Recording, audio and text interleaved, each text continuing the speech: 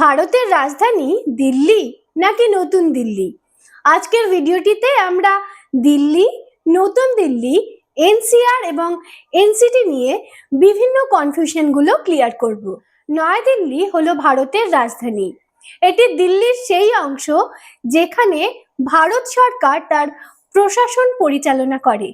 এখানেই অবস্থিত India gate, রাষ্ট্রপতি ভবন, সংসদ ভবন, প্রধানমন্ত্রীর দপ্তর।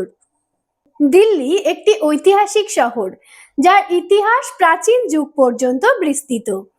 এটি ভারতের একটি কেন্দ্রশাসিত অঞ্চল বা ইউনিয়ন টেরিটরি। দিল্লির মধ্যে রয়েছে বিভিন্ন শহর এবং অঞ্চল, যেগুলি হলো নয়াদিল্লি, ওল্ড দিল্লি, রোহিণী, দ্বারকা ইত্যাদি।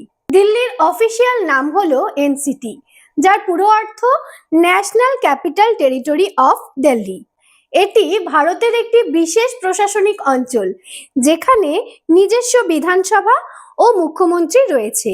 এনসিটির অধীনে সমগ্র দিল্লি রয়েছে, যার মধ্যে নয়াদিল্লিও অন্তর্ভুক্ত। এটি আকারে ছোট হলেও এর জনসংখ্যা ঘন বসতিপূর্ণ। এবার আসি এনসিআর। এনসিআর হলো একটি বৃহৎ মহানগর অঞ্চল যার পুরো অর্থ হলো ন্যাশনাল ক্যাপিটাল রিজিয়ন। এখানে দিল্লির চারপাশের রাজ্যগুলিকেও অন্তর্ভুক্ত করা হয়। এখানে দিল্লি, রাজস্থান, হরিয়ানা, উত্তরপ্রদেশের বিভিন্ন অঞ্চল রয়েছে।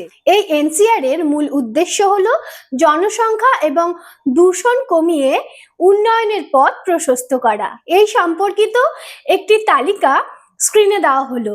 আশা করি দিল্লি, নতুন দিল্লি, এনসিআর এবং এনসিটি নিয়ে বিভিন্ন কনফিউশনগুলো ক্লিয়ার করতে পারলাম।